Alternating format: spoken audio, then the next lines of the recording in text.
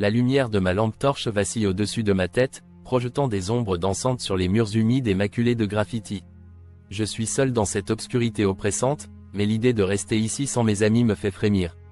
Nous avions décidé de nous aventurer dans les catacombes de Paris, fascinés par les histoires de mystères enfouis et de secrets oubliés.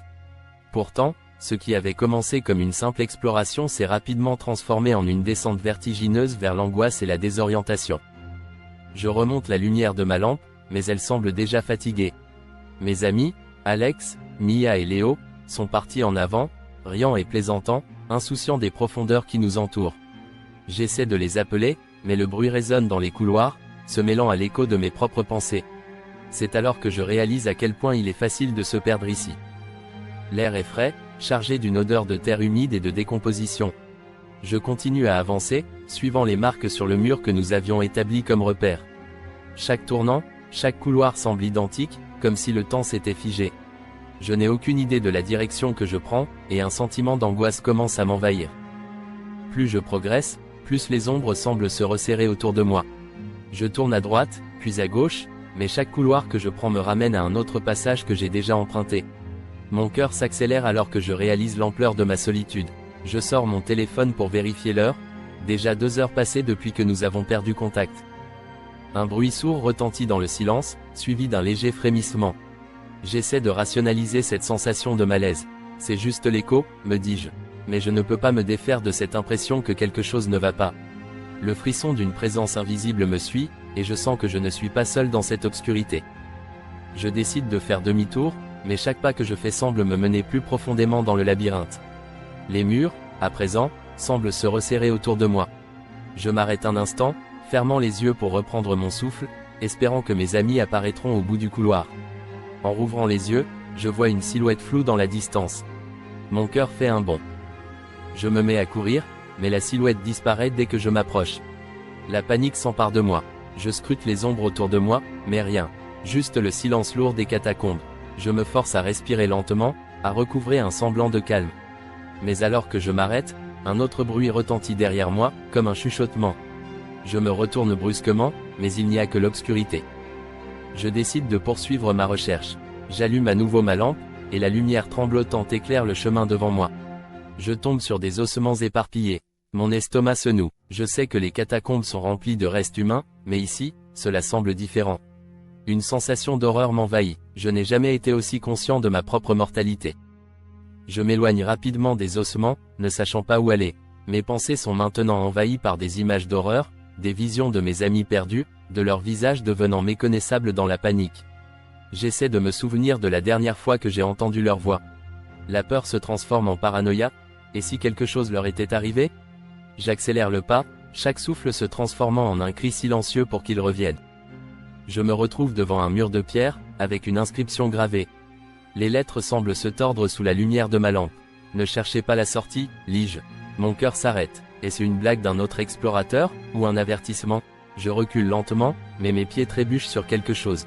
Je tombe, et la lumière de ma lampe s'éteint. Le noir est total, mon cœur s'emballe. J'essaie de me relever, mais la terre semble glissante et traîtresse. Je touche le sol, et mes mains rencontrent des débris froids. Dans le silence, je commence à ressentir une présence, comme une pression sur ma poitrine, oppressante et suffocante. Je cherche désespérément à rallumer ma lampe, mais rien. Je frotte mes mains sur la lampe, espérant la magie d'une lumière. Puis, soudainement, une lueur faible s'illumine. Je me lève, les mains tremblantes, et scrute autour de moi. Rien, juste des murs de pierre, des ombres dansantes, des murmures indistincts qui semblent chuchoter à mon oreille. Je marche lentement, la lumière vacillante guidant mes pas. Puis, à nouveau, je vois quelque chose au loin. Une silhouette, semblant se mouvoir. Je me fige, ma respiration suspendue. Je crie silencieusement dans ma tête, m'enjoignant à avancer, mais mes jambes ne réagissent pas. La silhouette se rapproche. Je suis paralysé par la terreur, et je me rends compte que je dois fuir. Je me retourne et commence à courir dans la direction opposée, le sol dur résonnant sous mes pas. Mais la silhouette ne disparaît pas. Elle semble m'accompagner, s'accrochant à moi comme une ombre. Mon esprit s'emballe. La hallucination, ou est-ce réel? Après ce qui semble être une éternité, je débouche dans une chambre plus large, illuminée d'une lumière blafarde, comme si un éclair s'était abattu sur ce lieu maudit. Les murs sont couverts de dessins grotesques, de visages hurlants et de corps tordus. L'air est lourd, presque palpable, et je me sens écrasé par une angoisse insupportable. Je cherche un moyen de sortir, mais tous les chemins semblent mener à une impasse. La silhouette est toujours là, plus proche, son visage flou, et je réalise que je ne peux plus distinguer ce qui est réel de ce qui ne l'est pas. La confusion m'enveloppe comme une couverture froide. Je ferme les yeux, désespéré. Je pense à mes amis. Je ne peux pas les abandonner. Alors que je rouvre les yeux, je remarque une fissure dans le mur. Je m'approche et, avec un effort, je commence à pousser contre les pierres. Elles cèdent lentement, révélant un passage étroit. Je me glisse à l'intérieur, me hâtant dans l'inconnu.